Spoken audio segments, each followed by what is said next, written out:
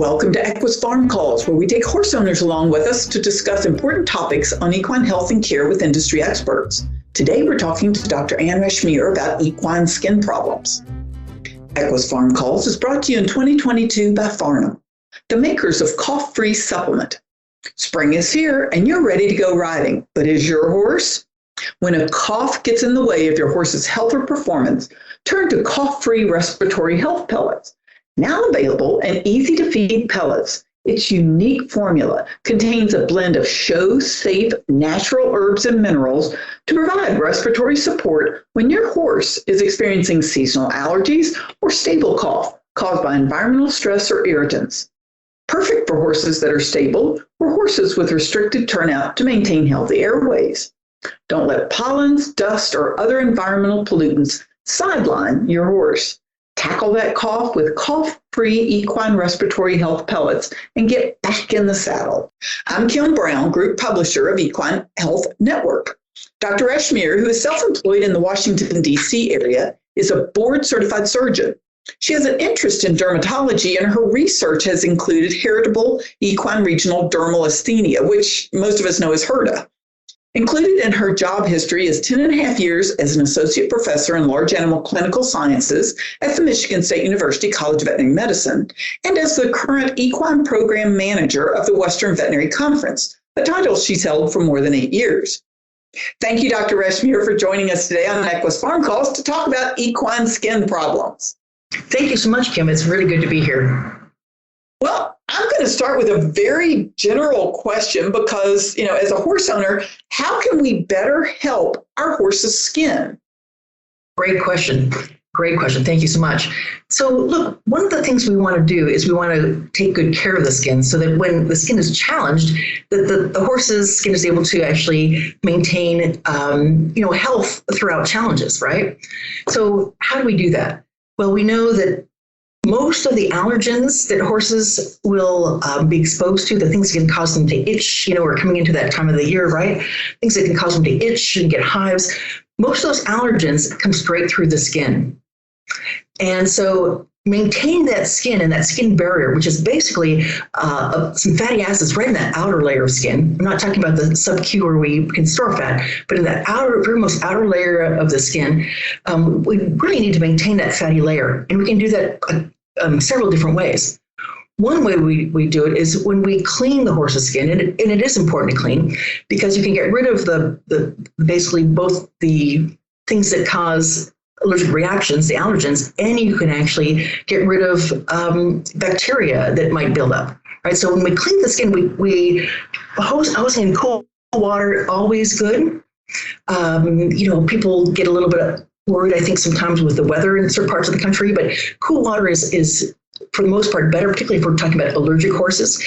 I don't know if you've ever stepped out of the shower and noticed you were pink when you got out of a hot shower, but that's actually, that vasodilation is part from histamine release. And that's the reason we take antihistamines is to minimize that when we're itchy or having allergic reactions, right? So cool water, certainly better than warm water for bathing. The other thing, if we're going to actually do a little bit more than just hosing the horse off, we're going to use some form of shampoo. It's important to use a shampoo that's really made for horses.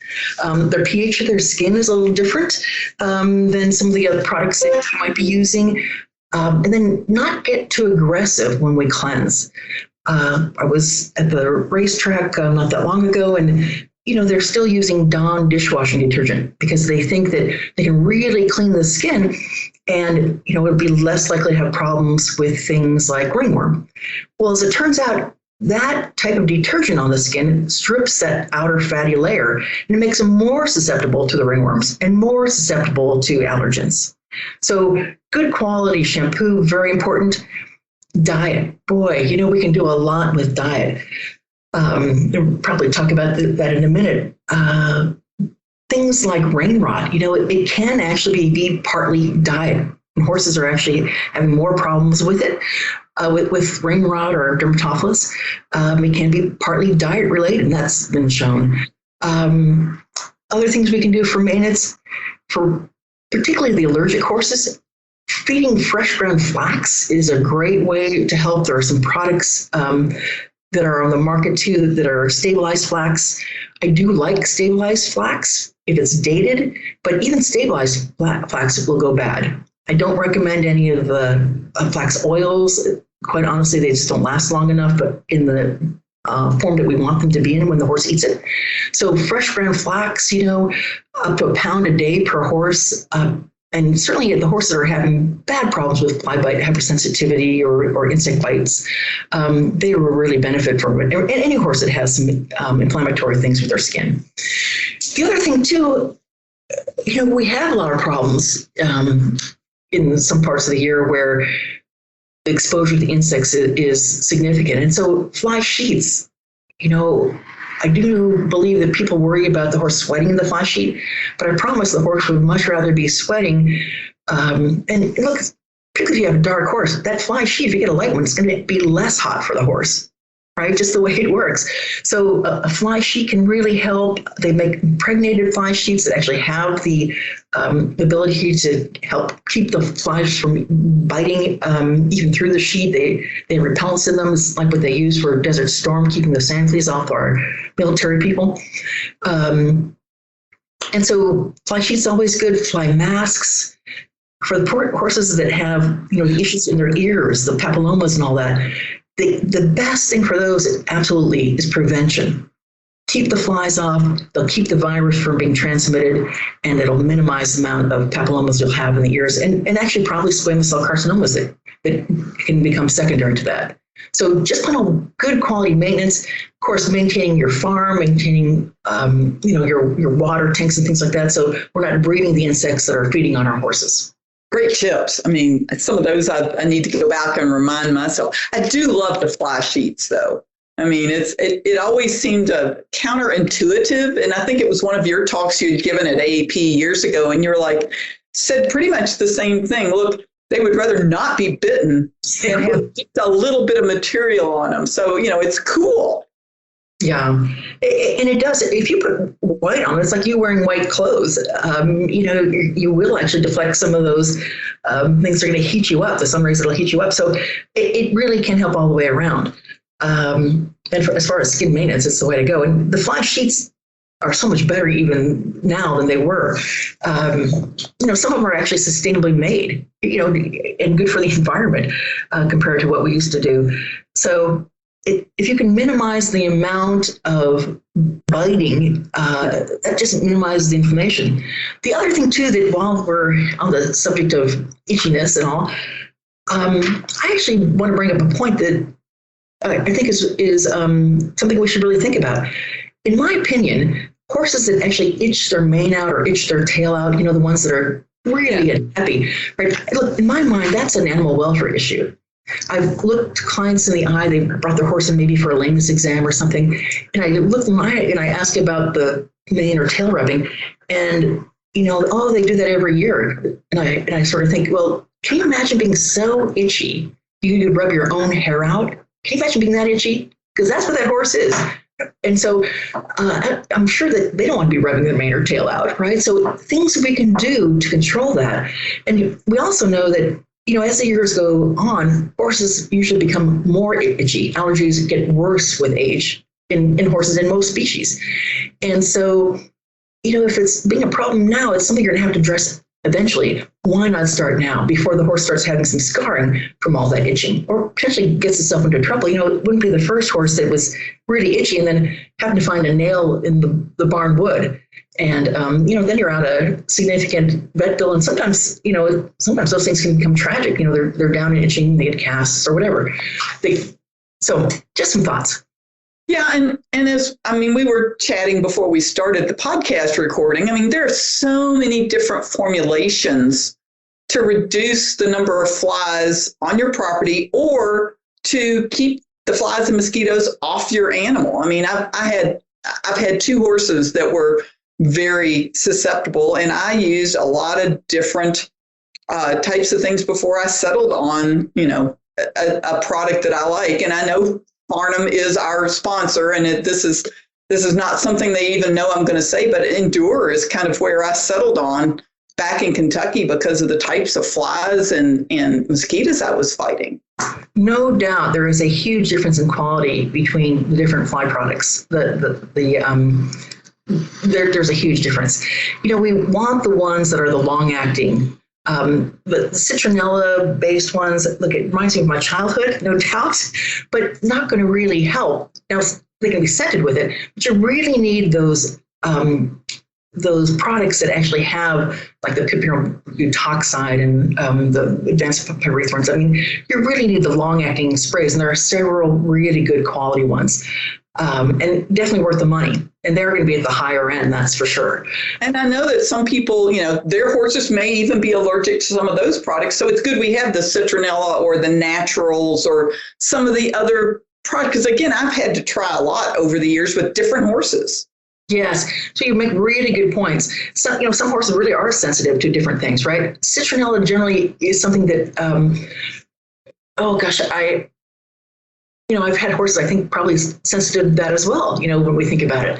If you're looking for something that can help with, and the horse wouldn't be sensitive to it, there are natural fly repellents that actually do work. There's something called EcoVet, ECO-VET. It's a fat-based, actually, insect repellent.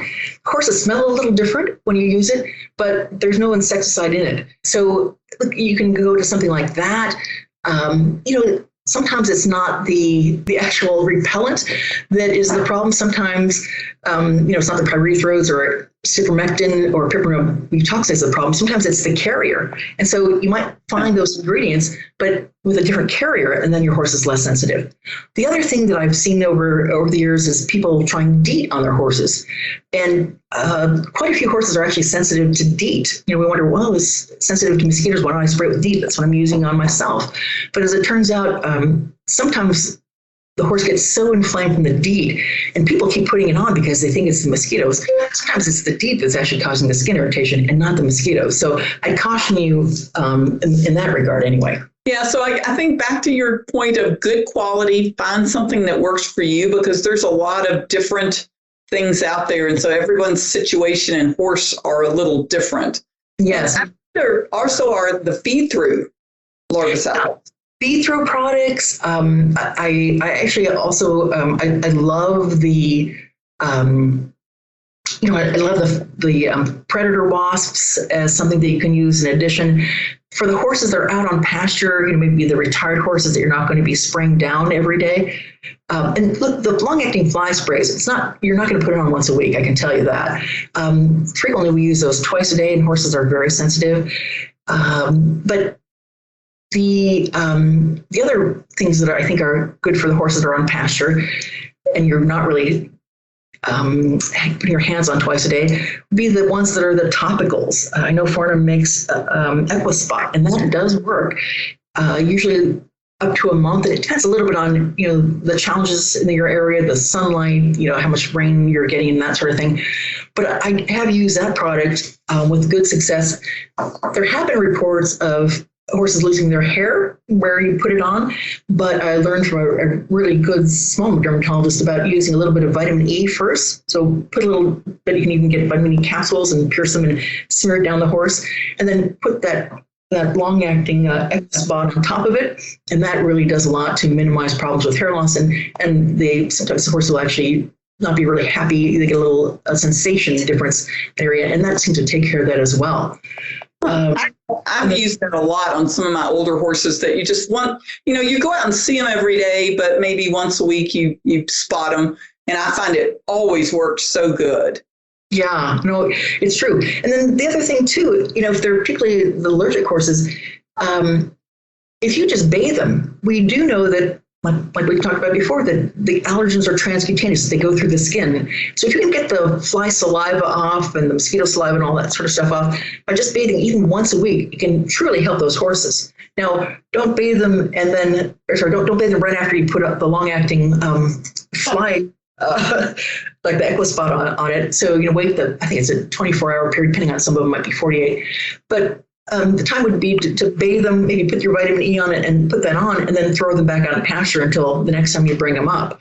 So I think that can really make a lot more horses a lot more comfortable. Well, and those are, I mean, I could talk about this all day because every horse owner has this to deal with, but I want to go on and pick your brain a little bit about like tumors and infectious things. Right. Because the bumps and lumps scare us as horse owners. And as they should, honestly, as they should. So look, I'm actually, I don't know if I mentioned this, but I'm the co-chair of the Equine Sarcoid Consensus Statement. And so we're working on some guidelines for treatment of sarcoids, which are the most common tumors in horses worldwide. And, I'm from the era that we used to talk a lot about watching them. If they were small, we would watch, and just, if they started to grow, we would do something. And as it turns out, fast forward 30 years, and as it turns out, we know for sure, definitively, that the smaller sarcoids are more likely to be more responsive to treatment. And so when you think about this, put this in terms of like human medicine. So if you walked into your dermatologist or your general practitioner and you showed him a spot and he said, oh, yeah, that's a tumor, that's cancer, but we're just going to watch it, you'd probably go get yourself a new dermatologist or general practitioner, right? And so the thought is now the same in horses with sarcoids. More likely to have good resolution of the tumors if you treat them while they are still small. And so that has been a change. The big things about it, once you do treat, you have to actually commit. So don't do it at a time of year when you're running crazy or you're showing everywhere. Commit to actually having the period of time. It depends on how your veterinarian is going to treat it for you. But commit to actually making sure that sarcoid is totally gone and the hair has grown back before you stop treatment, because that's the reason why watching the sarcoid became favorable, because people would do a little bit of treatment, not follow through, and that just caused those tumors to upregulate their oncogenes, and then they would, basically get larger with a little bit of treatment. So treat when they're smaller, treat until they're totally gone, and you'll have a much better outcome in the long run. That's a great advice. And what about some of the infectious things that horses can spread to each other or get somewhere else? Great question. While we're kind of transitioning to infectious, we probably ought to talk a little bit about pinworms, because, tail rubbers, right? It doesn't always have to be fly bite. It can also be pinworms.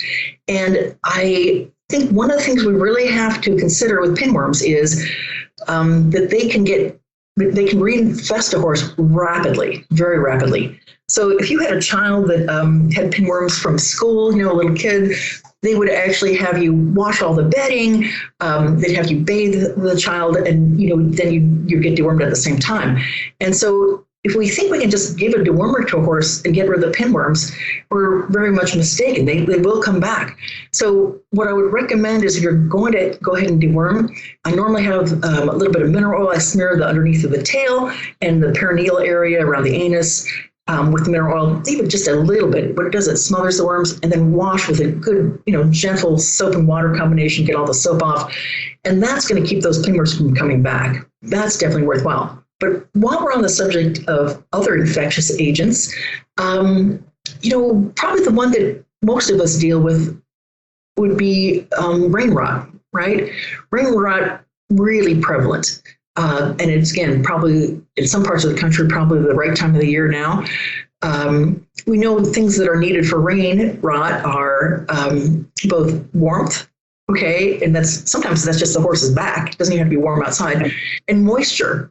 The worst case of rain rot I think I've ever seen was a horse that got turned out in Montana in the winter, go out, run around like crazy, come back in, go in the stall, and it, after a couple of I think even weeks of that, the horse actually was sick. And somebody finally took the blanket off and looked, and that horse had just rain rot because all that sweat and that warmth that accumulated, and just let that dermatophilus, which is actually a bacteria, go crazy. We always talk about fungus with rain rot, but it is actually bacteria. And so we know that keeping the skin clean is important as well there. But what we don't want to do is just keep wetting the skin, right? Because that's part of the problem, the moisture. So things to think about: good quality shampoo, some of the chlorhexidines that you can buy over the counter even will help with that. The other thing that's really important, probably more so than most of the diseases that we're going to talk about, the infectious ones, would be making sure the nutrition is appropriate. Yes. So horses that, like there might be one horse in the herd that is having a problem, or there might be lots of your herd that's having a problem. If it's lots of the herd, I would tell you that you probably are missing some macro and micronutrient. And it's so common these days to feed horses with less grain, right? Because we're all worried about making them too heavy. And look, that's good. Being too heavy is bad in any species. But the problem is when we don't feed so much grain, we need to substitute that with either a ration balancer or a vitamin mineral mix, because the hay itself potentially not going to be enough for a lot of horses. The other thing, when it's one horse on your property, and particularly if it's an older horse, we need to think about things like Cushing's disease or PPID, something that's causing the horse's immune system to just not be as good as the others. Sometimes it's just immunosenescence. The horse is getting old. We're talking about the late 20s and things like that. But sometimes it's actually something a little bit more. The other point to consider is the older horses don't really absorb their nutrients as well. And you'll notice as your horse really gets on age, you have to feed more. And so when you think about it, that might be the horse that could use a good vitamin and mineral supplement, well-balanced one from a big commercial company, which would work very well.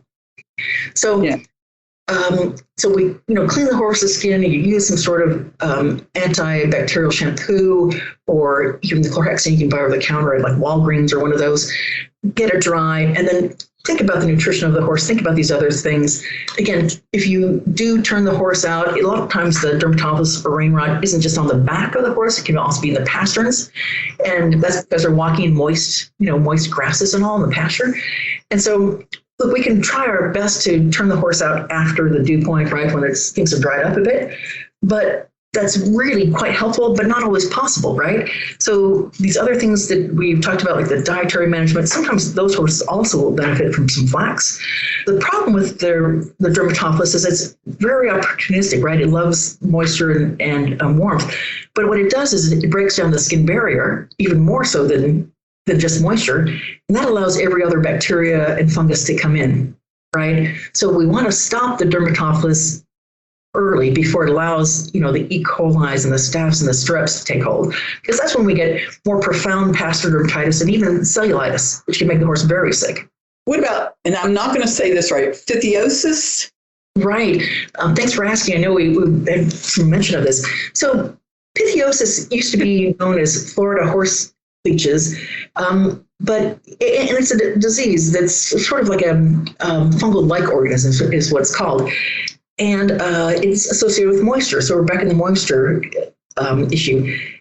It used to be very much limited to the south, warm weather and moisture. But as horses continue to move, they bring things with them, right? And there are now cases of pithiosis reported in New York, New Jersey, Michigan, Indiana, Washington State. So it is something to be concerned with. And the reason that we should be concerned is it's just a little bit unusual. It's one of the first times I really have thought about a dermatologic disease in a horse as being an emergency. So here's the thing. The pythium gets usually in through a cut, and if the horse has access to a pond, it's anywhere they would step in the pond water, so on their feet, sometimes up to their bellies, sometimes around their muzzles because they're in it. Have had horses that did not have access to the pond, but it was just a very, very wet year, and those are the ones like in the Indiana, in New Jersey and all. And so they're grazing frequently and they get it there. But the difference is you'll see a lesion and it might look a little bit like granulation tissue, kind of a moist granulation tissue, like when a horse is healing a wound, but they are extremely itchy. That's kind of the key. Oh. So these lesions expand fairly quickly. They get bigger instead of smaller despite treatment. And the horse is just so itchy. Sometimes they'll actually self-mutilate, depending on where the lesion is, by either rubbing or biting at it because it's that itchy. And it really needs to be treated really quickly by a veterinarian that recognizes it.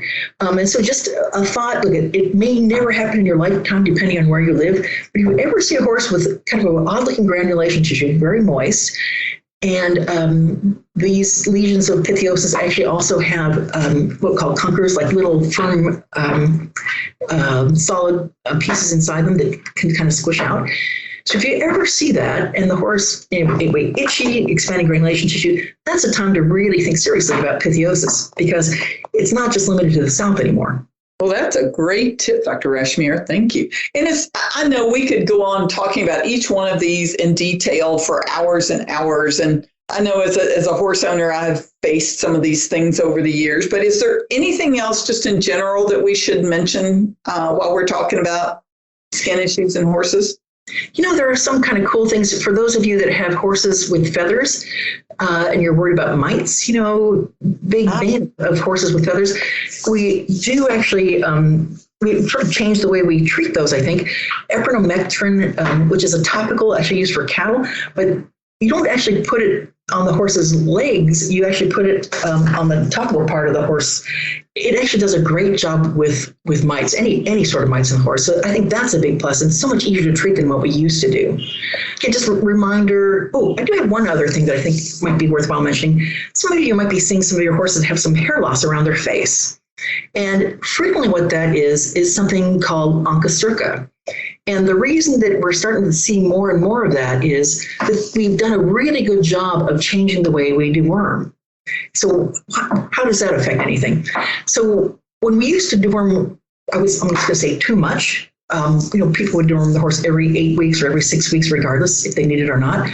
And we've changed to actually deworming when the horse actually needs it, because it's actually better for the horse and better for the environment, and you're less likely to create resistance in the parasites within the horse. So when we do that, we actually can let onchocerciasis become more of a problem. So if you're starting to see a little bit of hair loss around your horse's face, frequently it's around the eyes, but anywhere on the face, and it's not from something you're topically applying. Some horses, are allergic to baby oil or have problems with that, but it's not something like that. You might think about onchocerciasis, and it might be worth a deworming, because the parasite actually lives in the horse's ligamentum nuchae, which holds the head up. That big ligament holds the head up. And that's where the adults live. And they make these little microflaria, little teeny, like wormy things that swim around in the horse's skin. And so when they get a high enough concentration of those in skin, they start to have some hair loss. And in severe cases, I haven't seen a severe case in, 20 years, because people do deworm usually pretty well. In severe cases, it can be all over the horse. But in some of the very first signs are just hair loss around the face. And so that may be something to be worthwhile, a deworming, or at least a chat with your veterinarian about. Well, that's a good point, because I haven't heard about that for years. It used to be, you would see that a lot in the old farm horses around. Oh, yeah, going up. Yeah. Okay, well, Dr. Rashmir, as always, I think I learn something every time that we talk. So thank you very much for joining us on the EQUUS Farm Calls today. And you're my absolute favorite. Thank you for asking me. We have so much fun on this. I'm glad you guys aren't around for all the discussions that we have before and after these, because it would go on for hours. But we also want to make sure and thank Farnam for bringing you all this great information today. And if you have any suggestions or comments, feel free to contact me at kbrown, that's the letter K Brown, at equinenetwork.com. EQUUS Farm Calls is a production of the Equine Podcast Network, which is an entity of Equine Network, LLC.